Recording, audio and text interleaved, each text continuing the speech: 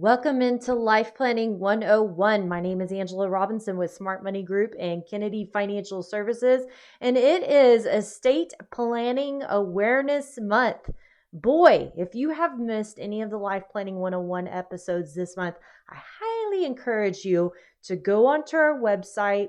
We've got all of it right there in our library. You can go back and listen. Last week was amazing. We had a tax attorney, Kyle Post, on with us, kind of talking about the upcoming tax changes that we've been talking about on and off throughout the year, and going a little bit deeper into what you should be thinking about or doing, and just did an incredible job. So highly encourage you to do that. And today is going to be no different. So obviously next week we get to look forward to Black and White Market Chatter taking up the full time on Life Planning 101. But today we're going to end with a bang. We're going to talk about IRAs. Yes, it is Estate Planning Awareness Month, and we are talking about IRAs. Confused? Well, you should be and you shouldn't be, because here's the deal. So people, when we talk to them, most individuals are concerned, if they're concerned. Some of them just say, hey, I have my kids. I gave them everything, and whatever's left is left, and, not really worried about anything. But I actually think people are becoming more and more concerned about what happens to their dollars after they pass. And they don't want to see Uncle Sam get too many of those dollars. They're concerned about their children paying estate taxes. And that's what they call them, because I guess that's the way that they're phrased, on a lot of things. I mean, obviously, estate taxes are a real thing. We've been talking about them on and off this month. But that's not the only tax at death. And, the funny thing about taxes are taxes, no matter what category they fall in. And one of the things that isn't talked about a lot when it comes to estate planning is income tax. Yes, you heard me, income tax at death. And, you could do estate planning and plan for estate taxes and actually create income tax. Now, that is a topic we are not going to talk about today, but it is possible to do that, and you have to be very careful. But we're going to be talking about IRAs, because IRAs, retirement accounts, so this could be your 401k, this could be your 403b, 457, whatever other retirement account you might have, defined benefit plan, whatever it is. So the majority of these, if you remember how they work, is that you actually took money out of your paycheck, most likely, before you paid income tax on that, and that was put directly into this retirement planning vehicle. Or you made a yearly contribution to your IRA, and that was a deduction on your income tax return in which you didn't pay tax on that amount. So in other words, they're pre-tax dollars. And then you put in the IRA or in the retirement account, you let it grow in there, tax deferred, because you end up not touching it, right? You just invest it for your future, your retirement. And then when you take it out, what happens? Well, when you start taking it out, that's when you get taxed. Yes. So we're going to talk about retirement planning and estate planning all in one, in a sense, because it needs to be talked about. Have you ever thought about what happens to those IRA dollars when you die? And maybe you have. You say, oh, well, they're just going to go on to my kids. Well, yes, maybe. This is getting more and more complicated. When you start your career in this industry, life planning, wealth management, you realize that every single day is like drinking from a fire hose. And then you fast forward. My gosh, when did I start in this business? 2006. And by the way, I'm second generation, so I kind of had a catapult. I'm very blessed. But here we are. Gosh, it's almost 20 years later. And it's still like drinking from a fire hose every single day, because it doesn't change. It's an ever increasing complexity that surrounds this field. And it even applies to the simplest tools that we have, such as an IRA, right? An IRA is supposed to be just a simple savings tool for retirement. You can put back dollars before they're taxed. They grow tax deferred. And when you take it out, then it's for your retirement years. And oh, by the way, don't most people pay less taxes when they're retired? So that's not a bad deal at all, right? Well, maybe that's the way that it was 20 or 30 years ago. Ain't looking so well right now. we see some problems with this. And then, oh, by the way, if you outlive those retirement dollars, you and your spouse and your children have the opportunity to inherit that IRA. Used to be that they could stretch out that IRA over their lifetimes. So it was, kind of like a pension plan for them in a sense, I suppose. But that's not a bad deal at all. Well, the reality today is that it simply isn't that simple anymore. There was this little thing called the Secure Act, and then there was this other thing called the Secure Act 2. And I was just mentioning the other day that both of these happen to occur at the end of a calendar year. So yes, I was on the way back from a family trip reading what Congress actually made into law on those trips. And I think it had been the third year in a row that had happened, because it was right in time with COVID as well. But, the reality is that we are living in a very complex environment when it comes to retirement accounts. So if you have one, if you have an IRA, if you have a 401k or other like-kind retirement account, you need to understand what you have. You need to understand what your retirement will look like, which is really a topic for another day. And you need to understand what happens when you die. And so that's what we want to talk about on Life Planning 101 today, is not just being concerned with estate taxes, but you need to be concerned with income taxes, especially if you're an IRA owner or a 401k owner. You're not going to want to miss it right here when we come back. Welcome back to Life Planning 101. My name is Angela Robinson with Smart Money Group and Kennedy Financial Services. Be sure to visit us online at www.kennedy-financial.com. And if you've missed the episodes for the Estate Planning Awareness Month, I highly recommend that you go back and take a look at those. And today is not going to be any different. We are talking about your IRA and your estate plan and how they're interwoven, whether you believe it or not. Right before the break, we were talking about the simplicity that just simply doesn't exist anymore when it comes to planning for your retirement.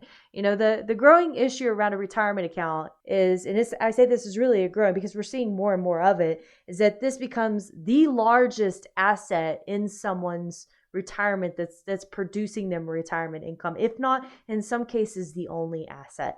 And that's a very different picture from 20 to 30 years ago. We used to have what we called the three-legged stool, where you had your pension, you had your Social Security, and then you had your retirement accounts. And even more to that, a lot of people had real estate or other non-retirement accounts into going with that. So you had a 3 or 4-legged stool. And today, most people are retiring. I say most people, many people are retiring.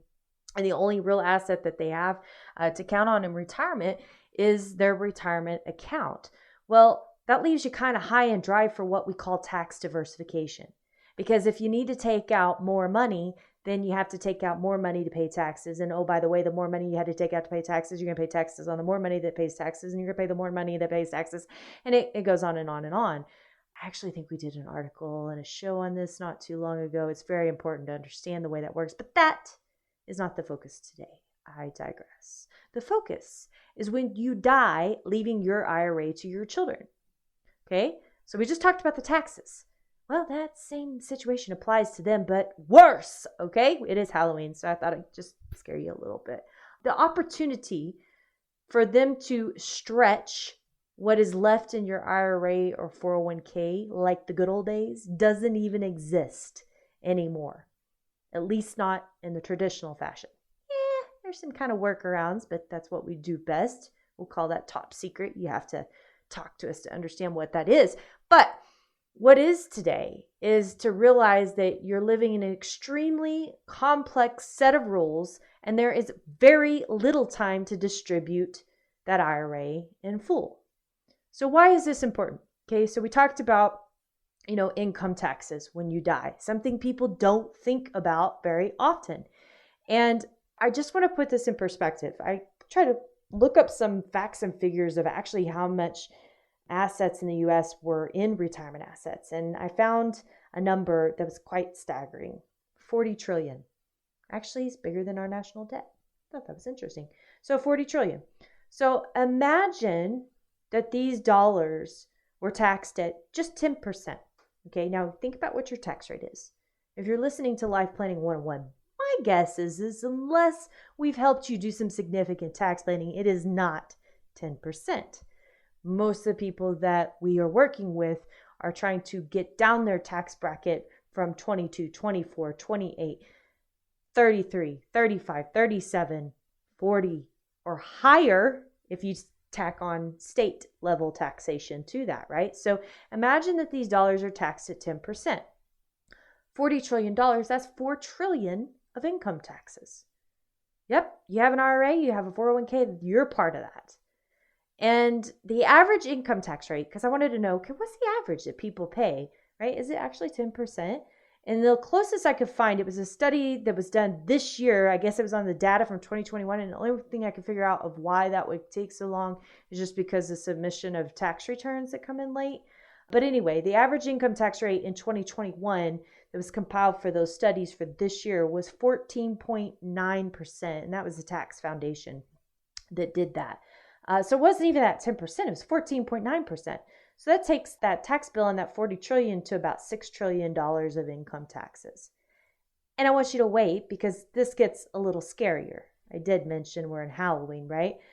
We are on a progressive tax schedule in the US. A progressive tax schedule means that the higher your income is, the higher your income level, the higher your tax bracket is going to be. You may or may not know this. You may say, if you're in the 24% tax bracket, you may not realize that not all of your income is taxed at 24%. Your capital gains have a different rate altogether, but barring that, you might have some taxed at 22 and some at 12 and some at 0. Okay, some at 10, some at 0, right? So you're in this progressive tax system. So when your kids inherit an IRA, what that means is they already have what they have showing up on their income tax return. And now they inherit this IRA and they're forced to take out a certain amount of money. Well, that's taxed on top, or that's put on top of their current income and taxed at whatever rate that falls into.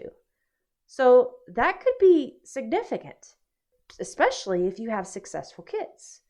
And if you couple that with the fact that, oh, wait, they're only going to have 5 to 10 years to get that out of the retirement account in full, there's a good chance that they're going to see a lot higher rate than 14.9%. Okay. So let me put this in perspective. Let's just say you got $1 million IRA, $1 million retirement account, and it needs to be distributed over 5 years.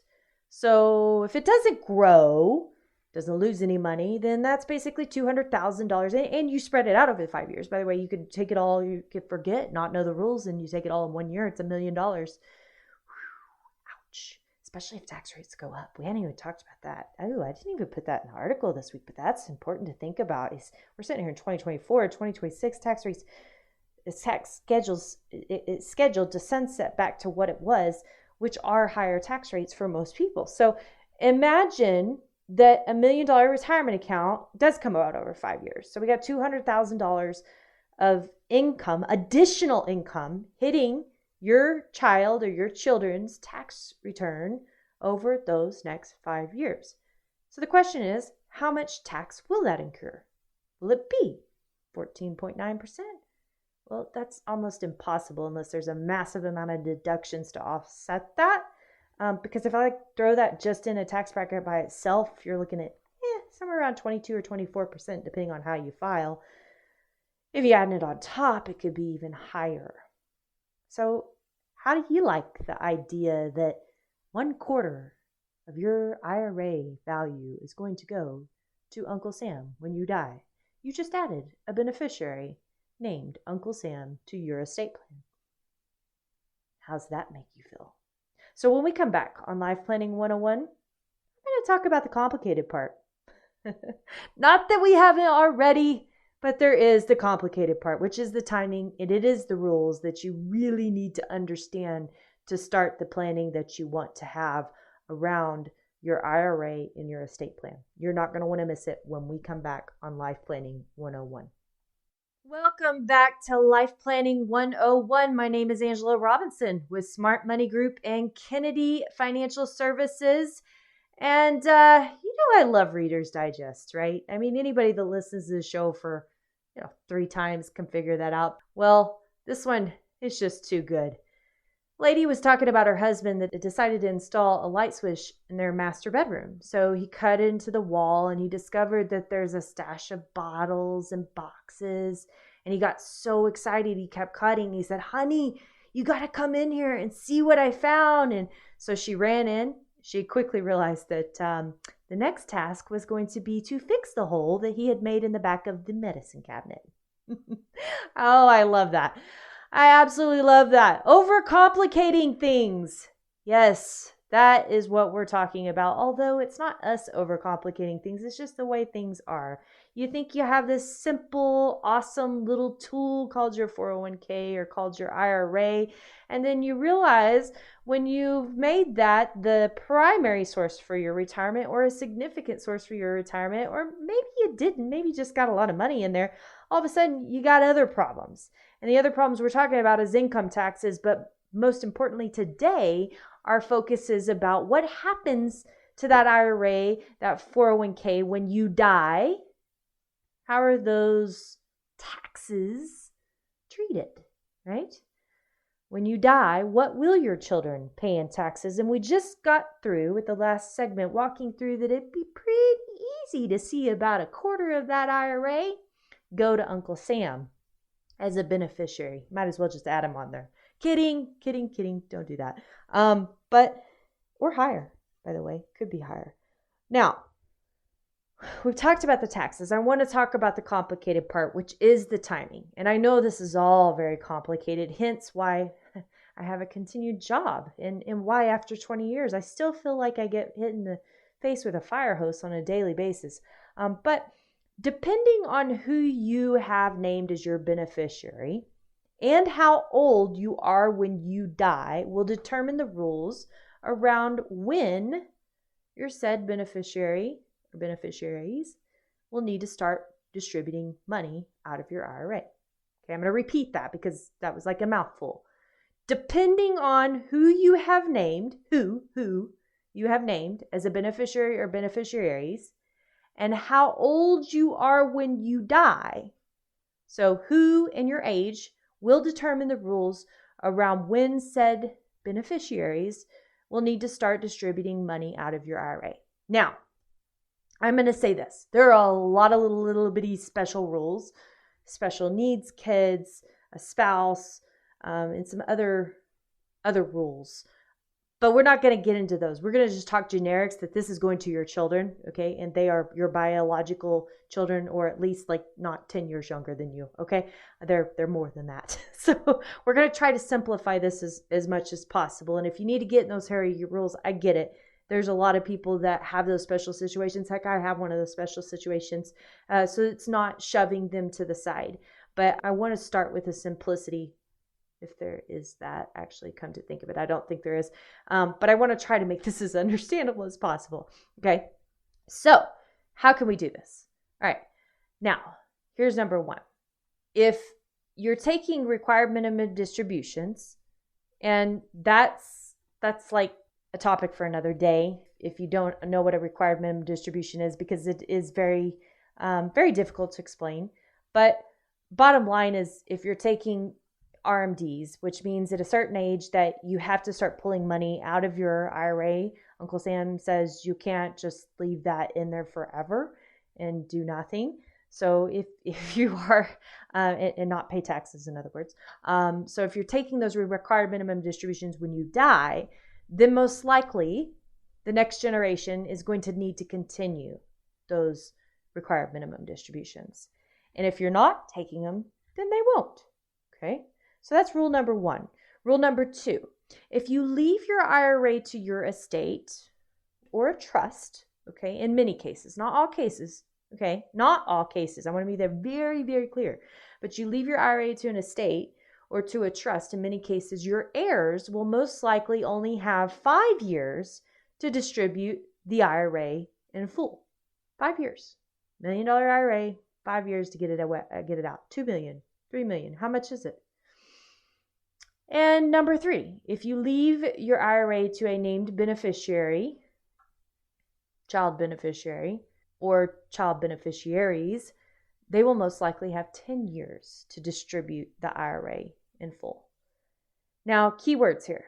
I know you noticed that I said most likely, and in many cases, a lot. And that is very true. It is very critical to note that there are technicalities around each of these things mentioned here. But the key is to understand that you can't just take that IRA and stretch it over your lifetime or your children's lifetime anymore. It's a very condensed period of time, and you need to be working with a professional who understands those rules very clearly and helps you plan for it. So, in the spirit of Estate Planning Awareness Month, you need to be aware of what your retirement dollars will do when you die. Like I mentioned at the beginning of the show, everybody's so concerned about estate taxes. This is huge. Income taxes are a huge risk to your estate when you pass away. And if you don't like it, the good news, if you haven't figured this out already, the good news is that you're breathing, okay? You're breathing, so that means there still may be time to do something about it. And yes, I raise my arm. That is where we can help. Just don't wait until it's too late, if you know what I mean. My name is Angela Robinson with Smart Money Group and Kennedy Financial Services right here on Life Planning 101. God bless you, and join us right here next week. You're not going to want to miss it, where we help people live life on purpose.